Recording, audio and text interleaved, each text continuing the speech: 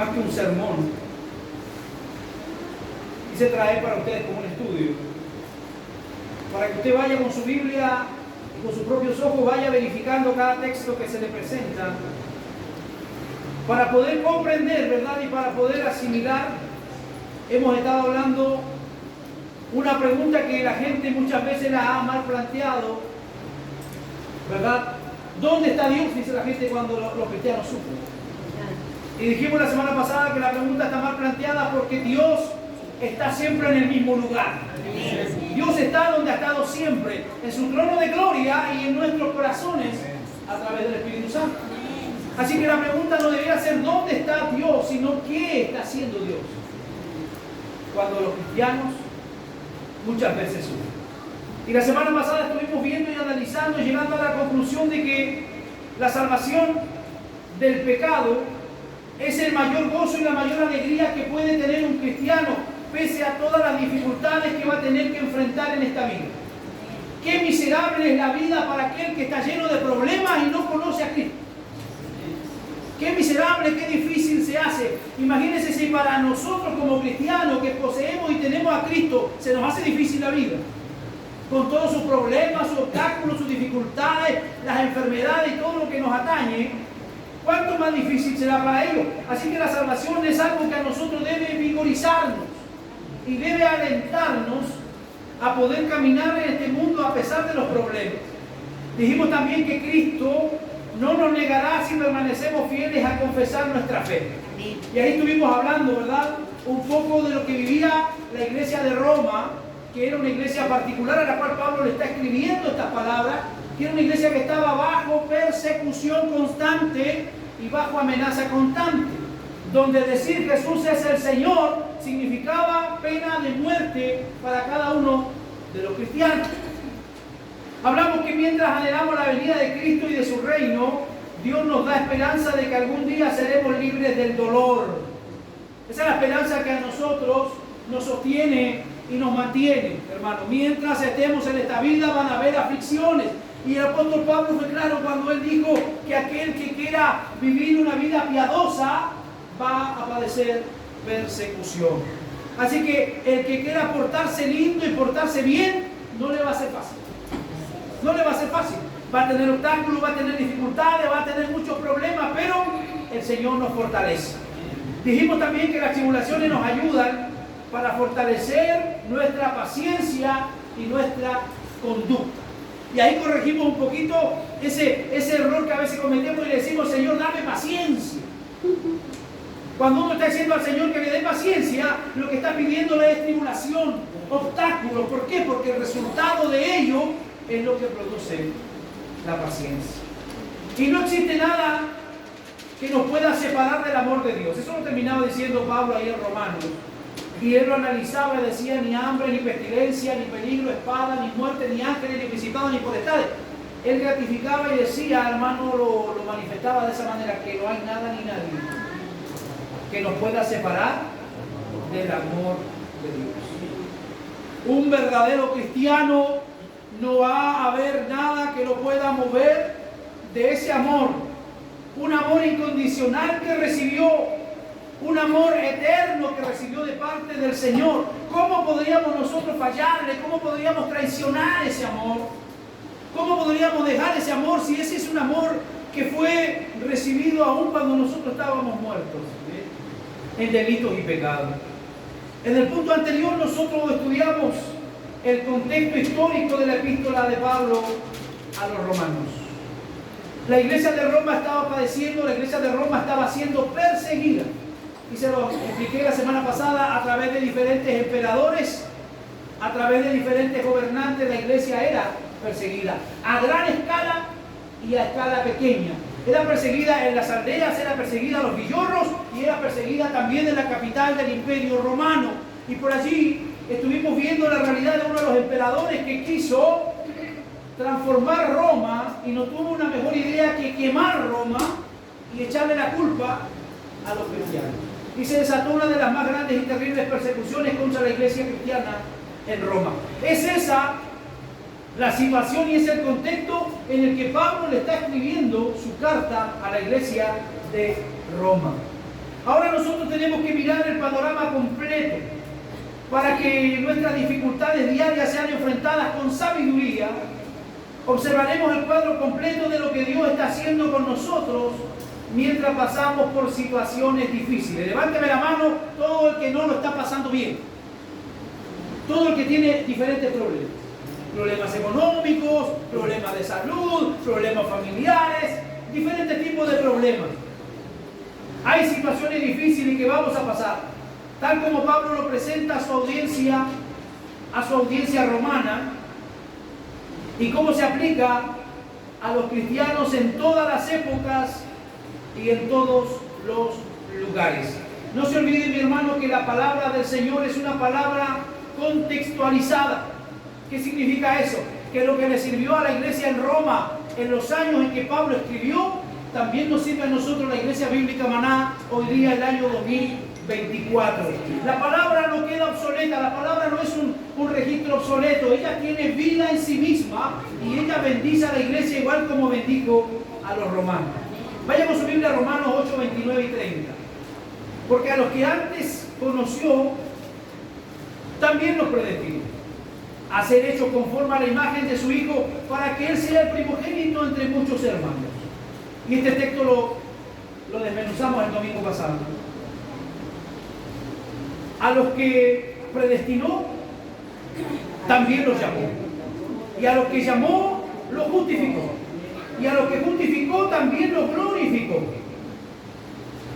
Partamos en esta mañana imaginándonos, démosle trabajo a nuestra imaginación. Imagínense dos líneas horizontales en esta mañana.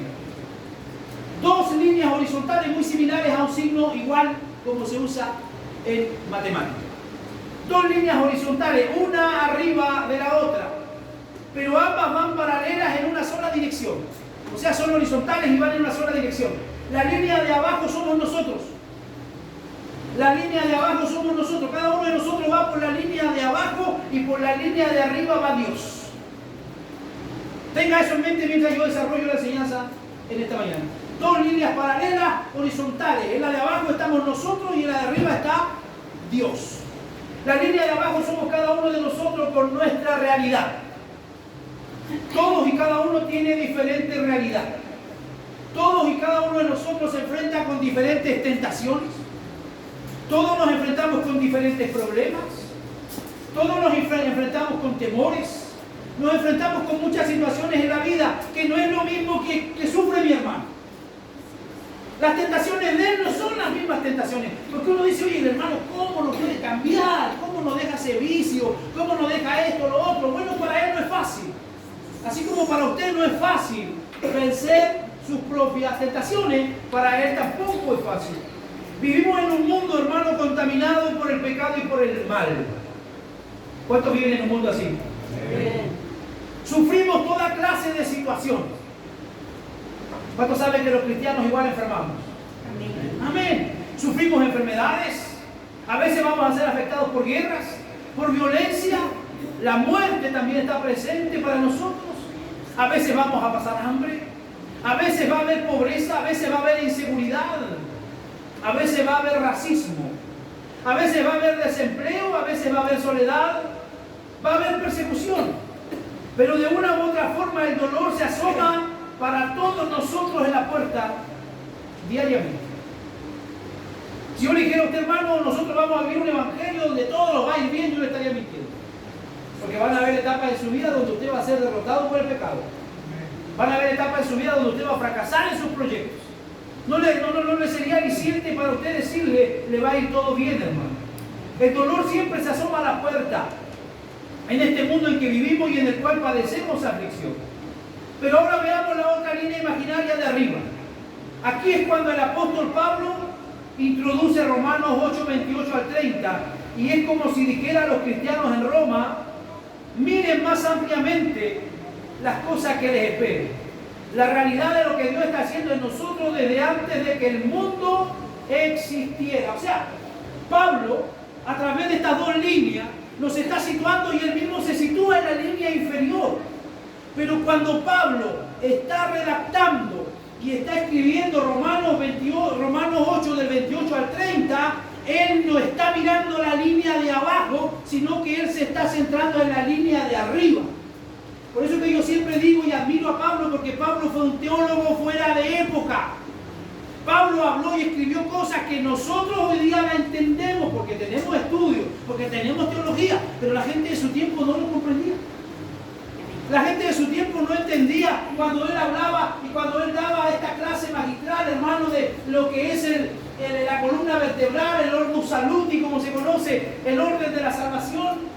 Él hablaba y él trataba de que la iglesia entendiera que a lo que predestinó en la eternidad, luego los llamó, luego los justificó y luego también los va a glorificar. Para la iglesia de Roma no era una terminología muy comprensible o fácil de asimilar. Pero lo que él estaba tratando, hermano, de manifestarle era que pese a todas las situaciones a lo que el Señor llamó, ninguno se va a perder sino hasta que sean glorificados. Eso es lo que Pablo le estaba tratando de hacer ver y entender a la iglesia de Roma. Vamos entonces a la Biblia ahora. Número 1. Él nos eligió desde antes de la fundación del mundo por pura gracia. Vamos al libro de Romanos capítulo 9.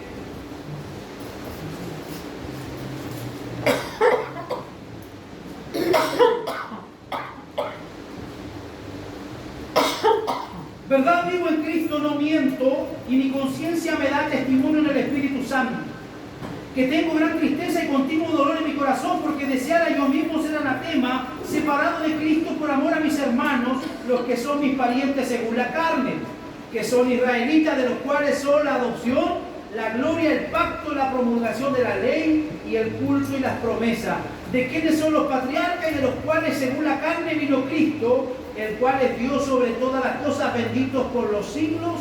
Amén. No que la palabra de Dios haya fallado, porque no todos los que descienden de Israel son israelitas. Ahí está hablando el apóstol Pablo y tratando un poco de echar abajo y derrumbar un poco aquella soberbia que tenían aquellos que se consideraban realmente israelitas. Y Pablo más abajo, bueno, por tiempo no lo podemos leer, pero él dice que no es solamente israelita el que se dice israelita, sino aquel que realmente ha sido circuncidado en el corazón. Vamos por favor a Efesios capítulo 1.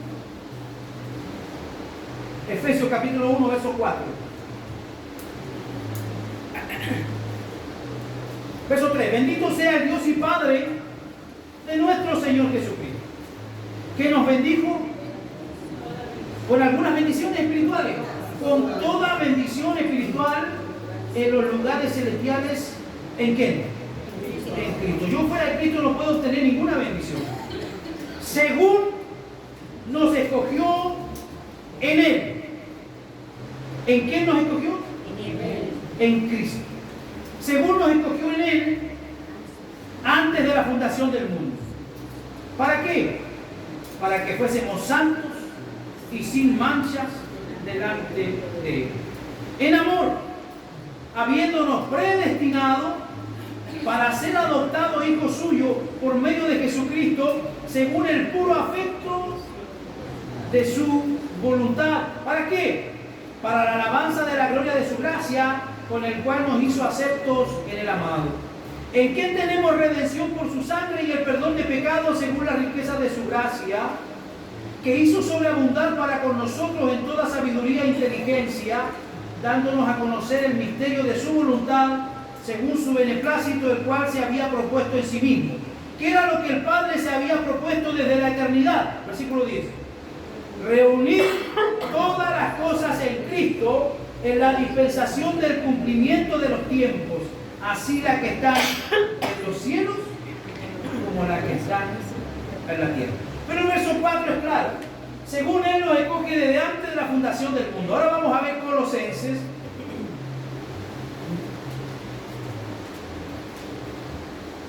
Capítulo 3, versículo 12. Vestidos pues como escogidos de Dios, santos y amados, de entrañable misericordia, de benignidad, de humildad, de mansedumbre, de paciencia. Ese debe ser nuestro vestido. Como escogidos de Dios. Como escogidos. Teniendo claro, hermano, que no somos cualquier persona, sino que tenemos un valor intrínseco en nosotros. primero que nada, llevamos la imagen de Dios. Somos imagen de Dios. Y segundo, la persona de Cristo sufrió y dio su vida para que tú y yo podamos obtener esta salvación. Vamos a 2 de Timoteo. 2 de Timoteo capítulo 2, verso 10. Por tanto, todos los soporto, dice, ¿quién está hablando allí? Pablo, por amor de los escogidos, para que ellos también obtengan la salvación que es en Cristo Jesús, gloria eterna. Así que, querido hermano, usted no es una coincidencia que esté en la casa del Señor. No es tampoco un motivo accidental, sino que cada uno de nosotros fue planificado y fue de alguna manera ya con un propósito de redención desde antes de la fundación del mundo. Y ahí yo puedo llevarlo a usted y a su memoria a los años tal vez en que usted era pequeño, y muchos de nosotros fuimos conducidos a la iglesia por un tío, por un abuelo, por una abuela, por un vecino, una vecina. Alguien siempre nos estuvo tratando de llevar a la casa del Señor. Entonces usted, que hoy día tiene 50, 60, 40 o 30 años, comprende que toda su vida Dios ha estado alrededor de usted. Toda la vida Dios ha estado a su alrededor. ¿Por qué? Porque Dios ya lo tenía elegido desde antes de la fundación del mundo. ¿Cuánto le dan gracias a Dios por eso? Ojo, y no porque nosotros seamos superiores a alguien o porque seamos mejores. Lo decía el primer texto que leímos. Lo escogió ¿por qué? Por el puro beneplácito de su voluntad y de su misericordia. Segundo, ¿qué es lo que hace el Señor? Ahí nos elige desde antes de la fundación del mundo, pero luego nos predestina con un propósito. ¿Cuál es el propósito para el cual tú y yo hemos sido predestinados? Para ser hechos conforme a la imagen de su Hijo. Vamos a ir a 1 Corintios capítulo 11.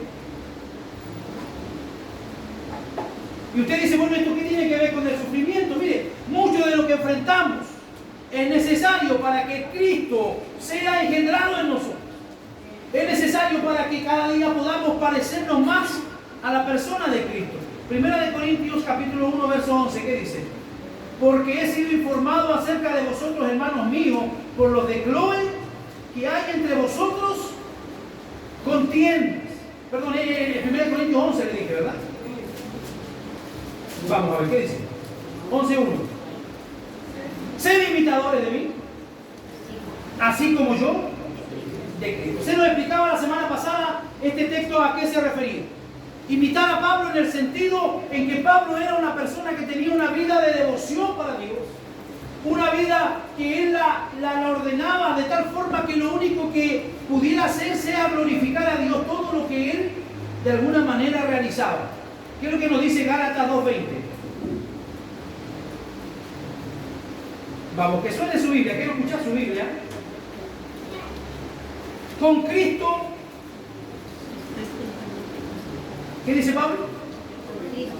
Con Cristo estoy juntamente crucificado. Eso habla de la realidad de un buen cristiano. Con Cristo estoy juntamente crucificado y ya no vivo yo, más vive Cristo en mí, y lo que ahora vivo en la carne lo vivo en la fe del Hijo de Dios, el cual me amó y se entregó a sí mismo por mí. Pablo está diciendo, yo estoy juntamente crucificado con Cristo. Y cuando nosotros vamos al contexto de lo que Pablo está allí queriendo decir, lo que él quiere decir es que yo estoy muerto para el mundo, porque ahora estoy vivo para el servicio de Dios. En otro texto Pablo dice, todo lo que yo tengo, lo que he conseguido, lo tengo como basura para poder tomar y para poder servir a Cristo. Vaya con su Biblia a Efesios, capítulo 1. Lo leímos recién, del 4 al 6. Nos escogió con un propósito. Vamos a saltarnos a 1 de Juan. 1 de Juan, capítulo 2, verso 3 al 6. Y en esto sabemos que nosotros le conocemos si guardamos sus mandamientos, si guardamos su palabra.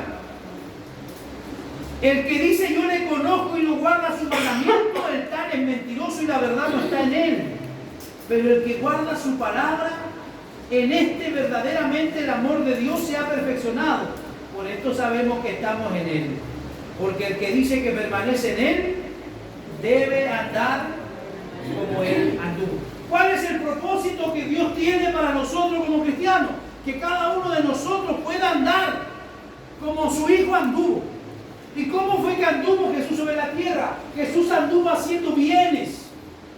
Jesús anduvo ayudando. Jesús anduvo sanando. Jesús anduvo predicando. Jesús anduvo comprendiendo al que era incomprendido. Jesús ayudó al que nadie le prestaba ayuda. Y es lo que el cristiano tiene que hacer hoy día en medio de la sociedad. Hermano, esa es nuestra identidad. Nuestra identidad no es solo cobijarnos y congregarnos bajo una iglesia, sino que nosotros somos cristianos 24/7. Las 24 horas del día, Dios nos demanda y Dios nos llama y Dios nos está llevando a diferentes áreas donde hay mucha gente que está necesitada. Y ese es el propósito para el cual el Señor te predestinó y para el cual el Señor te escogió.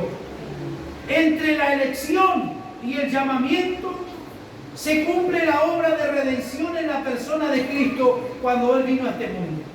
Lo que cantábamos recién, la gloria de la cruz. La gloria de la cruz. A partir de ahí se desencadena todas las demás bendiciones. Veamos qué dice Mateo 16:21.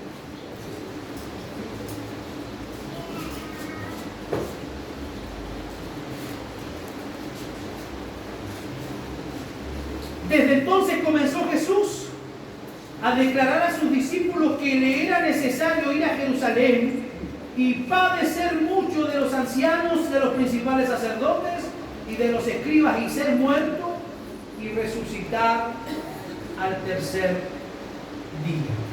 Y esta palabra fue incomprendida por los discípulos. Ellos le decían: maestro, ¿cómo es eso? ¿Cómo vas a ir y te vas a entregar? ¿Cómo vas a ir y te vas a morir? ¿Cómo vas a ir y nos vas a abandonar?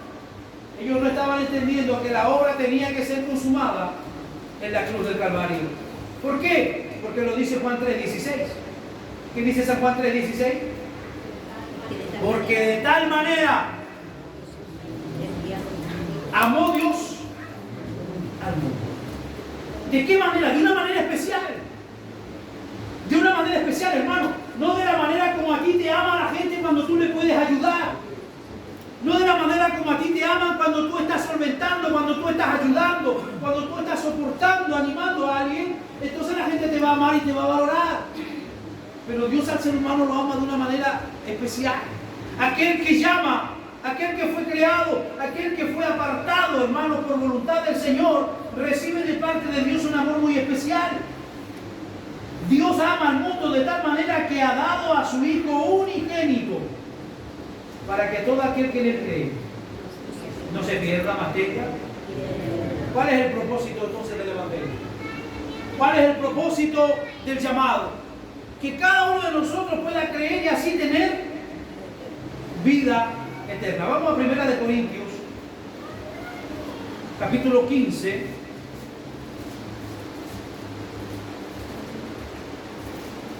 Versículo 1 en adelante. Además os declaro, hermanos, el evangelio que os he predicado, el cual también recibisteis, en el cual también perseveráis. ¿Cuántos están perseverando? Levante la mano. Amén.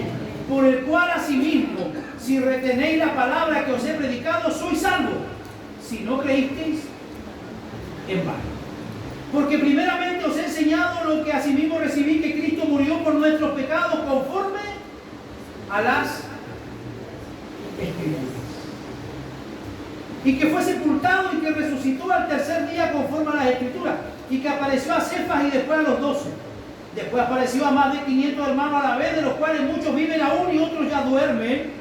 Después apareció a Jacobo, después a los apóstoles, y al último de todos, como a un abortivo, dice Pablo, se me apareció a mí.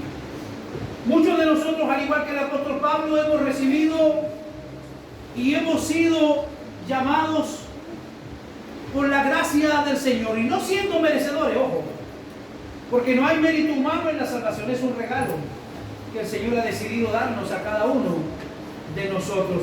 Así que este llamamiento es un llamamiento que se produce por el puro afecto de la voluntad del Padre a través de la persona de Cristo. Él nos llama y nos salva por medio del mensaje del Evangelio. Veamos qué dice Juan capítulo 6, verso 18.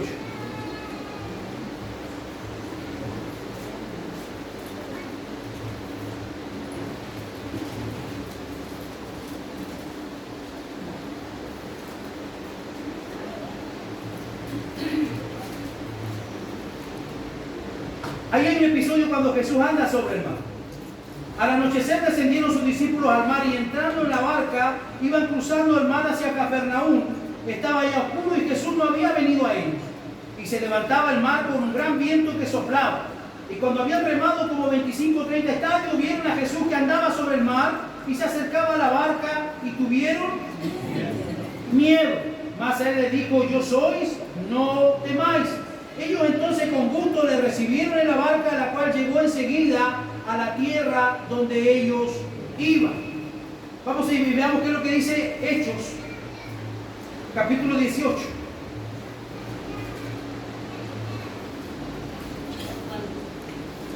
Del 9 al 11.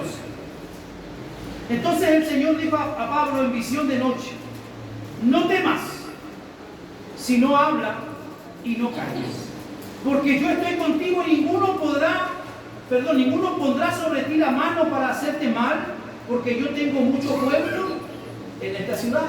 Y se detuvo allí 1 año y 6 meses enseñándoles la palabra de Dios. Así que, hermanos, cuando Dios nos llama a nosotros, nos llama a través de la palabra del Evangelio. Y no solo para que nosotros nos quedemos con ese Evangelio, sino que ese Evangelio tiene que ser predicado. ¿Cómo dice acá? A Pablo le dice el Señor: no temas, sino, verso 9, ¿qué tenía que hacer Pablo? Habla y no calles. Mira que está a tu lado.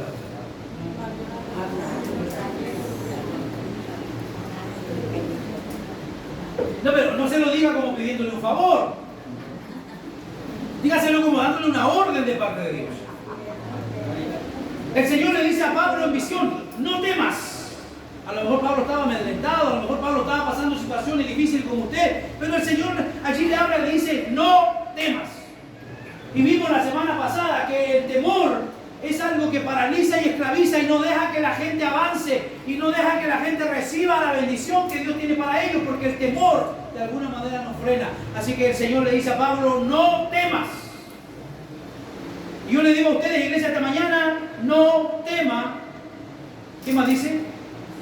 Si no habla y no calles. Habla y no calles.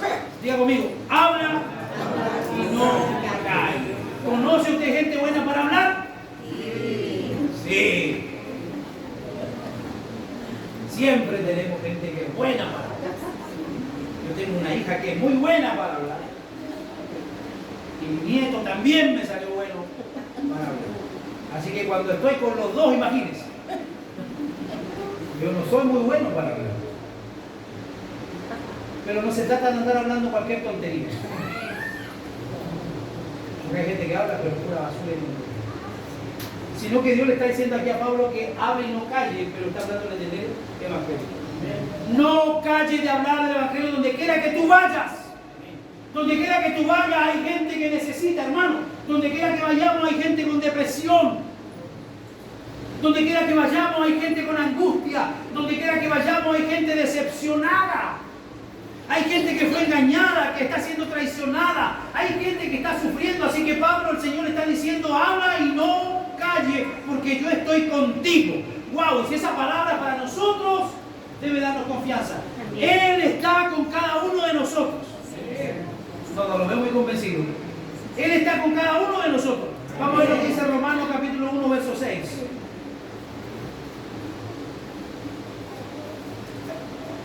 Verso 5. ¿Y por qué recibimos la gracia y el apostolado para la obediencia a la fe en todas las naciones por amor de su nombre, entre las cuales estáis también vosotros llamados a ser de Jesucristo? O sea, Dios nos ha llamado con un amor incomparable y un propósito específico, hermano. La iglesia no debe dejar de predicar. La iglesia no debe parar de predicar. Y cuando yo hablo de iglesia no hablo de edificio, hablo de individuos.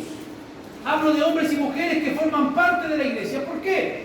Veamos lo que dice Efesios 2, verso 8 y verso 9. Porque por gracia sois salvos. ¿Por qué somos salvos? Porque somos buenos tipos. Porque tenemos buena apariencia. Porque tenemos buen hablamiento. No. ¿Por qué somos salvos? Por gracia. Dígalo conmigo. Porque por gracia. ¿Y gracia qué es lo que es gracia? Es un regalo, es un don inmerecido. Así que lo que Pablo está diciendo, ustedes son salvos solo por un regalo de Dios. ¿Por medio de qué? Por medio de la fe. ¿Qué lo hace salvo a usted y a mí? La fe. ¿Y la fe qué es lo que es? La fe es un regalo de Dios. Mira lo que dice ahí. Por medio de la fe. Y esto no de vosotros, pues es un don de Dios. Así que para que alguien crea, Dios tiene que poner y sembrar fe primero en su vida. Por eso es que usted le habla a sus hijos. Por eso es que usted le habla a sus nietos. Por eso es que usted le habla a su esposo, le habla a su tía, le habla a su mamá, le habla a su papá. Y no cree. ¿Por qué? Porque primero Dios tiene que poner en ellos fe. Entonces, ¿qué tenemos que hacer? Orar para que Dios ponga fe en las personas en las cuales Él va a llamar para que crean. Este es un regalo de Dios, es un don de Dios. Verso 9. No por obras para que nadie se gloríe. ¿Qué significa eso? ¿Lo estoy mandando a usted a sentarse en el sofá de su casa y usted no haga nada por el Señor? No se refiere a ese tipo de obras. Las obras nos van a acompañar a nosotros. Si somos buenos cristianos y somos fieles, tenemos que hacer obras. Tenemos que ayudar, tenemos que enseñar, tenemos que visitar, tenemos que hacer muchas cosas. ¿Por qué? Porque el Evangelio, hermano, no es por obra para que nadie se gloríe. Imagínense el que se pasa ayudando y haciendo obras. Sería tal vez el más importante o el más espiritual entre nosotros. Pero la salvación no es así. La salvación solo usted cree a través de la fe y la recibe como un regalo de Dios. Y no es por obra, para que nadie se gloríe. Ahora, cuando la salvación viene a nosotros, esto a nosotros nos declara justos. Y vimos la semana pasada un poquito lo que era el don, ¿verdad? Y lo que era la doctrina de la justificación. Dios nos declara justos en base a los méritos del Señor Jesucristo y solo por la fe en Él. Y es allí donde tomamos el texto que leímos antes, donde Pablo el apóstol dice, ya no vivo yo. ¿Qué dice? Ahora vive Cristo en mí, porque a través de la justificación el Señor nos imputa a nosotros su justicia y saca de nosotros los pecados y nos clava en la cruz del Calvario. Ya no hay condenación para los que creen en Cristo Jesús, porque sus pecados han sido perdonados y nada nos separará de Él ni de su amor. Veamos qué nos dice Romanos capítulo 3.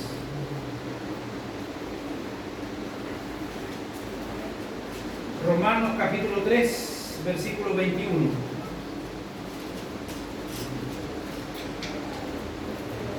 Pero ahora, aparte de la ley, se ha manifestado la justicia de Dios testificada por la ley y por los profetas. La justicia de Dios por medio de la fe en Jesucristo para todos los que creen en Él, porque no hay diferencia. Mira, ahí está lo que estábamos hablando. Por cuanto todos pecaron. ¿Cuántos pecaron? Todos. Mira que está a su lado, dígale, todos pecaron. Así que ninguno de nosotros se puede sentir superior a nadie. Por cuanto todos pecaron y están destituidos de la gloria de Dios. Siendo justificados gratuitamente, ¿le ha cobrado algo el Señor? No, gratuitamente por su gracia mediante la redención que es en Cristo Jesús, a quien Dios puso como propiciación por medio de la fe en su sangre, para manifestar su justicia a causa de haber pasado por alto en su paciencia los pecados pasados. Él puso a Jesús como propiciación. ¿Y qué significa la palabra propiciación? A ver, te hago un teólogo. ¿Qué significa propiciación? Propiciación tiene mucho que ver con la palabra vicario, que significa el lugar de. Él se pone como ofrenda en lugar de nosotros, o sea, Él va a pagar. Muy parecido a lo que es el término de redención. Veamos qué dice 2 Corintios 5:21.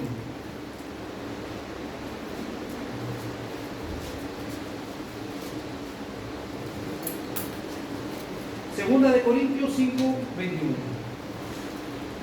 Al que no conoció pecado, por nosotros lo hizo pecado, para que nosotros fuésemos hechos justicia de Dios. Él se privó de muchas cosas para servir a su Padre en obediencia y para que cuando fuera Él a la cruz su sacrificio fuera perfecto. Porque si Él hubiera desobedecido, entonces no hubiera habido perfección ni santidad en la ofrenda que Él tenía que realizar en la cruz. Ahora, hermanos, entre la justificación y la glorificación hay un puente que se llama la santificación. Y la santificación es un proceso en el que Dios nos purifica progresivamente para cumplir el propósito de ser hechos conforme a Cristo. No se pierda allí. Entre estos dos procesos está la santificación. Entre la justificación y el perdón de Cristo en la cruz y la glorificación, cuando lleguemos a su presencia, está el proceso en medio, que es el proceso de santificación. O sea, todos los días nosotros tenemos que ir mortificando nuestros pecados, luchando con nuestros pecados, tratar de ir, hermano, cada día anulándolos de acuerdo a la gracia del Señor, de acuerdo a la misericordia de Dios y a la dirección, por supuesto, del Espíritu Santo. Este es un proceso en el que Dios nos purifica progresivamente para cumplir el propósito y para ser hechos conforme a Cristo.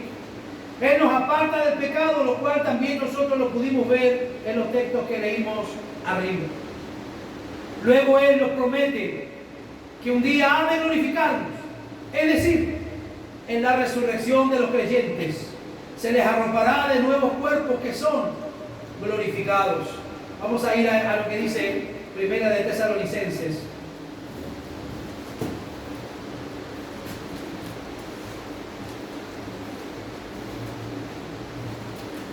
Primera de Tesalonicenses, capítulo 4, versículo 3. Pues la voluntad de Dios, ¿cuál es la voluntad de Dios? Quiero conocer la voluntad de Dios. Al pastor, ¿cuál será la voluntad de Dios para mi vida? Mire, la voluntad de Dios para su vida es esa. Pues la voluntad de Dios es vuestra santificación. O sea, lo que Dios más demanda y lo que Dios quiere de nosotros es nuestra santificación. Que os apartéis de fornicación y que cada uno de vosotros sepa tener su propia esposa en santidad y honor, no en pasión de concupiscencia como los gentiles que no conocen a Dios. O sea, Dios está llamándonos a santificarnos. ¿Para qué? Para no ser como los demás que no conocen a Dios. Y cuando hablamos del proceso de santificación, estamos hablando de un proceso de separación. No estamos hablando de un proceso, hermano, de perfección. Ojo, la santificación no tiene que ver con perfección, porque la perfección no la vamos a lograr nunca en esta vida. La santificación tiene que ver con un sentido de apartarse para el servicio al Señor. Si yo veo que hay algo que me está trayendo tentación o me está haciendo pecar, ¿qué tengo que hacer yo? Apartarme, y eso es santificación. Ese es el proceso que nosotros debemos llevar y que vamos a llevar durante toda nuestra vida. Todo lo que Dios hace en la línea superior a la nuestra es con un propósito. ¿Y cuál es el propósito en el cual Dios se mueve en la línea horizontal arriba de nosotros? Es que seamos hechos a la imagen de Jesucristo. Sin embargo, este propósito tiene una dirección o una meta: el cumplimiento de su plan eterno de redención en Cristo, para restaurar toda su creación que había sido corrompida absolutamente por el pecado. ¿Esto sucederá cuándo? Cuando se establezcan los cielos nuevos y tierra nueva. ¿Cuántos de nosotros estamos esperando cielo nuevo y tierra nueva? Levanten la mano los que están esperando cielo nuevo y tierra nueva. Amén. Una nueva realidad en la que no habrá dolor ni lágrimas. Veamos Isaías capítulo 2.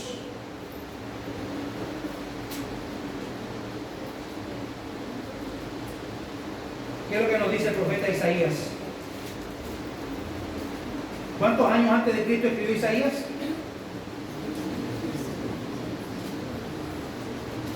730 años. Isaías capítulo 2, versos 1 al 4. Lo que vio Isaías, Lo que vio Isaías, hijo de Amós, acerca de Judá y de Jerusalén. Acontecerá en los postreros de los tiempos que será confirmado el monte de la casa de Jehová como cabeza de los montes, y será exaltado sobre los collados, y correrán a él todas las naciones. Y vendrán muchos pueblos y dirán: venid y subamos al monte de Jehová, a la casa del Dios de Jacob, y nos enseñará sus caminos, y caminaremos por sus sendas. Porque de Sión saldrá la ley, y de Jerusalén la palabra de Jehová, y juzgará entre las naciones, y reprenderá a muchos pueblos, y volverán sus espadas en rejas de arado, y sus lanzas en hoces. No alzará espada nación contra nación, ni se adiestrarán más para la guerra. Gloria al Señor. Y Apocalipsis capítulo 21 y capítulo 22 nos habla y nos dice que allí no habrá ninguna separación entre Dios y su pueblo. La Biblia dice que estaremos con Él, y que seremos uno con Él, y que el resplandor de su rostro ha de alumbrarnos, y que ya no habrá llanto, ya no habrá lloro, ya no habrá dolor, porque estaremos en presencia del Señor. Ahora bien, empapamos estas dos líneas, empalpen y puedan de alguna manera empalmar estas dos líneas, la que les dije al principio: la línea de arriba donde va Dios, y la línea de abajo donde estamos nosotros. Ahora tomamos estas dos líneas y las unimos. ¿Cuál es el resultado de eso? Empalpamos las dos líneas, nuestra realidad y lo que Dios está haciendo en nosotros. ¿Y qué obtenemos de ello? La certeza de que nuestro Dios ha estado todo el tiempo en el control de nuestra vida, de principio a fin. Amén. Nosotros vamos corriendo y sufriendo y llorando y angustiándonos por esta línea, y Dios va arriba paralelamente viendo cómo nos comportamos, pero no nos permite estar en soledad. Él ha estado siempre en la línea de arriba viendo qué ocurre con nosotros. Y nosotros nos hemos sentido morir y nos hemos deprimido y hemos pensado que estamos solos. Dios ha estado siempre en la línea de arriba. Y ahora, hermano, cuando ya va acabando todo, esas dos líneas se van a unir. La razón, hermano, por lo que Pablo escribe, vuélvase por favor, hermana, a Romanos 8:28. Mire, la razón por la que Pablo escribe los verbos en tiempo pasado, ¿cómo dice el texto? Romanos 8:28. 29, perdón. Verso 29. A los que antes conoció, también los predestinó. ¿Para qué? Conforme a la imagen. Aquí nosotros tenemos los verbos en tiempo pasado. Conoció, predestinó, llamó, justificó, glorificó. Esto se debe a que para el Señor es un hecho consumado en la eternidad. Usted y yo sabemos que Dios se mueve en una línea diferente a nosotros. Nosotros nos movemos en una línea que tiene un tiempo presente, pero Dios se mueve en un tiempo eterno. Entonces Dios nos dice: yo a usted ya los escogí en la eternidad, yo a usted ya los justifiqué, los llamé y ahora los voy a glorificar. Así que ¿qué tenemos que hacer, iglesia? Nosotros caminar seguros. Amén. Caminar sin miedo, caminar sin temor. Y usted dirá: pastor, es muy fácil decirlo, sí, pero nosotros tenemos que ponerlo en la práctica, hermano. Porque entonces, ¿qué estamos hablando? Si decimos que confiamos en Dios y estamos llenos de miedo. Caminemos en esta vida tranquilos. Lo que tenga que ocurrirnos nos va a ocurrir. Yo he conocido gente, hermano, y hemos militado junto en el Evangelio con gente temerosa. Uy, parece que me voy a resfriar, dice la gente, y te provoca y parece que me voy a resfriar, dicen. Y ya hablando antes y sintiendo miedo antes de que tenga algo así. Uy, ¿y si me va mal? ¿Conoce el tema de alguno de esos, no? Sí, que andan por la vida llena de miedo. Y si mis niños van y le pasa algo. Si Dios tiene determinado que a su niño le pase algo, ¿le va a pasar allá o le va a pasar al lado de usted? Así es. Y eso es algo que nosotros tenemos, hermanos, que entender y metérsenos en la cabeza. Nosotros descansamos en la soberanía de Dios y todo lo que Dios tiene predeterminado nos va a ocurrir. Y es más, la palabra dice que todos tenemos un día para nacer. Y un día para... ¿Será que lo podemos correr mediodía, pastor? En vez que me muera a las 8, me muero a las 12. No. Todos tenemos un día para nacer y un día para morir. Donde sea que a usted le tocó, hermano. Puede ser en su cama, puede ser en su mesa, puede ser, no sé, en China, en cualquier parte. Eso a nosotros tiene que darnos seguridad, tiene que darnos tranquilidad que lo que va a ocurrir, Dios ya lo tiene establecido en la línea superior, pero eso a mí me debe hacer caminar seguro. Aunque las aplicaciones de dicho propósito siguen todavía en curso, ¿cuántos saben que el Señor aún nos está transformando? ¿O hay alguno aquí que ya está perfectito? No. Dios todavía nos está transformando. Todavía a algunos les gusta la mentira, todavía a algunos les gusta el vicio, todavía a algunos es pendenciero, algunos irritables. Todavía tenemos cambios que el Señor tiene que hacer en nosotros. Todavía está en curso el cambio. ¿Cuántos dicen amén? Amén. Porque estamos atados en este paréntesis llamado presente. Pablo le dice a los hermanos de Roma: ustedes que aman a Dios han sido elegidos, han sido predestinados, han sido llamados por gracia a obedecer el Evangelio, han sido declarados justos por Él, están siendo santificados a su imagen y serán glorificados en su venida. Cristo Jesús logró el acceso de todas estas bendiciones para cada uno de nosotros. ¿Cuánto dan gracias por eso? Amén. Por tanto, confíen en Él. Mira que está a tu lado, hace ejercicio práctico y dile: confía en Dios. Pero díselo con autoridad, así no te crees. ¿Están pasando dificultades? Confía en Dios. ¿Te están detectando enfermedades? Confía en Dios. ¿Viene el temor a tu vida? Confía en Dios. Confía en Dios y en su soberanía. Cuando yo digo que confiemos en la soberanía es porque tenemos que rendirlo a lo que Él ya tiene establecido. Yo no puedo hacer que Él me dé medio centímetro más, no puedo crecer más lo que soy. Hay cosas que yo no puedo hacer porque están en la soberanía de nuestro Dios. Él está al control de todo. No escuché ninguna vez, no le gustó, parece. Él está al control de todo. Amén. Contemplando el panorama de la salvación, tenemos la esperanza ciertísima y segura de que el propósito se cumplirá sí o sí. Fiel es el que os llamó, el cual también lo hará. El propósito del Señor se va a cumplir sí o sí. Se cumplirá a pesar de las circunstancias y dificultades que podamos vivir.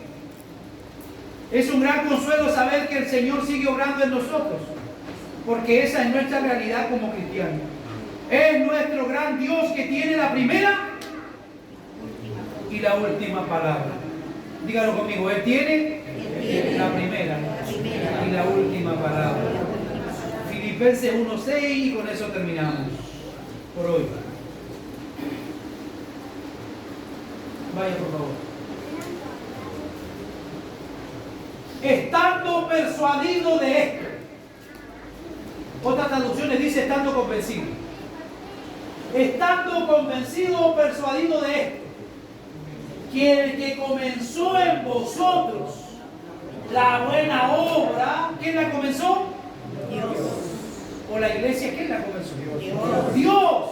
El que comenzó en vosotros la buena obra, la perfeccionará hasta el día de Jesucristo. Pero en medio de esta perfeccionará, vamos a tener que llorar, vamos a tener que sufrir, vamos a tener que enfermarnos, vamos a tener que pasar soledad, vamos a pasar traiciones, vamos a pasar desilusiones. ¿Por qué? Porque Dios nos está perfeccionando. ¿Hasta cuándo? Hasta el día de Jesucristo. Tómale la mano a alguien y cierre sus ojos.